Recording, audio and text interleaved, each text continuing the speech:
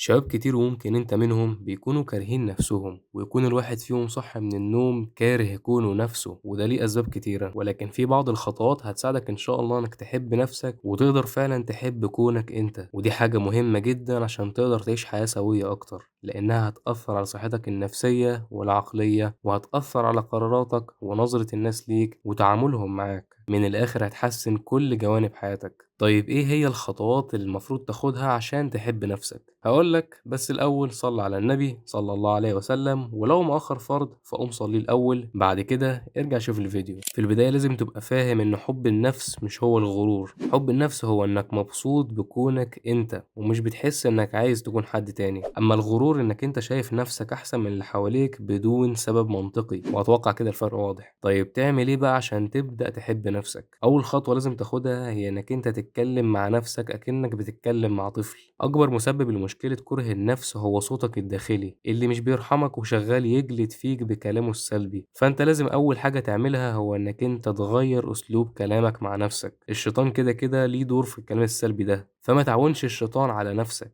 وابدأ اتكلم مع نفسك بنفس اللطف اللي بتكون عليه لما بتكلم طفل. يعني هل هتقول لطفل بريء إنه وحش ومحدش بيحبه؟ أكيد لأ. فبالتالي ما تقولش لنفسك الكلام ده. قبل ما تقول لنفسك أي حاجة فكر هل الحاجة دي ينفع تقولها لطفل ولا لأ. دي كده أول حاجة، إنك تكلم نفسك أكنك بتكلم طفل. وقبل ما نخش على تاني حاجة، عايز أعرفكم إني بدأت متابعة أونلاين. المتابعة دي هتكون عاملة إزاي وإيه هدفها؟ ببساطة المتابعة دي الهدف منها هي إني أحطك على الطريق الصح وأساعدك تحقق هدفك خلال شهر المتابعة، وهيكون فيها حاجات زي محاضرات عن مواضيع مهمة تخص تطوير الذات، زي إنك إزاي توضح رؤيتك عشان تعرف اللي المفروض تعمله خلال المرحلة دي في حياتك، وهيكون في متابعة يومية وحاجات تانية هتساعدك تنضبط وتعرف تمشي في الطريق الصح اللي يوصلك لهدفك النهائي. والمتابعة دي للناس الجادة واللي عندهم استعداد إن هم يلتزموا وينضبطوا عشان فعلا يبدأوا يغيروا حياتهم للأحسن، والسعر هيكون رمزي لأول دفعة. فلو عايز تعرف معلومات أكتر أو عايز تحجز في أول دفعة فابعت لي كلمة تطوير على حسابي في الانستا اللي هتلاقيه في الديسكريبشن. ويلا نكمل الفيديو. تاني حاجة لازم تعملها عشان تحب نفسك وتقدر تبقى سوي نفسيا هو إنك ببساطة تشوف لك حياة. الفراغ أو عدم الإنتاجية هم أكتر الحاجات اللي بتدمر نفسية أي حد، هتجيب لك اكتئاب وهتحسسك إن مالكش قيمة وإن مالكش لازمة في الدنيا. والحقيقة المرة هي إنك تستاهل الشعور ده، لأن أنا مقتنع إن صحتك النفسية هي انعكاس أو نتيجة لأفعالك. فصحتك النفسية المدمرة وكرهك لنفسك ولحياتك ده بسبب أفعالك أنت، والأفعال دي ممكن تكون زي إنك أنت بتأخر الصلاة أو بتماطل في الشغل والمذاكرة أو قاعد بتفكر بقالك كتير في الخطوة اللي نفسك تاخدها أو تضييعك لوقتك على التليفون أو الفيديو جيمز. فالحل ببساطة إنك تشوف لك حياة، شوف أنت لازم تعمل إيه في المرحلة اللي أنت فيها وقوم اعمل الحاجة دي، سواء مذاكرة أو تمرين أو شغل. والله الحياة قصيرة جدا على إنك تفضل تماطل وتأجل، وصدقني بمجرد ما تبدأ وتاخد الخطوة والقرار إنك تبقى شخص مسؤول وراجل بجد وتعمل حاجة ليها معنى في الدنيا دي، هتلاحظ فرق كبير جدا في نفسيتك. هتحس إن ليك قيمة فعلا في الحياة وإن في غاية أنت عايش عشانها دلوقتي، وده طبعا لو الخطوة أو الفكرة اللي أنت عايز تعملها دي مش بتغضب ربنا. دي كده تاني خطوة أنت لازم تعملها، وهي إنك تشوف لك حياة وتبدأ تحول تركيزك وطاقتك من كره نفسك لحاجة فعلا تديك قيمة وتخليك شخص له لازمة في الدنيا دي. تالت وآخر خطوة لازم تاخدها هي إنك تتوكل على الله. دي الخطوة الأخيرة ولكنها الأهم. أنت مش هتقدر تعمل أي حاجة في الدنيا دي بشطارتك. التحفيز هيخليك تاخد خطوتين تلاتة وهتقف، ولكن التوكل على الله بصدق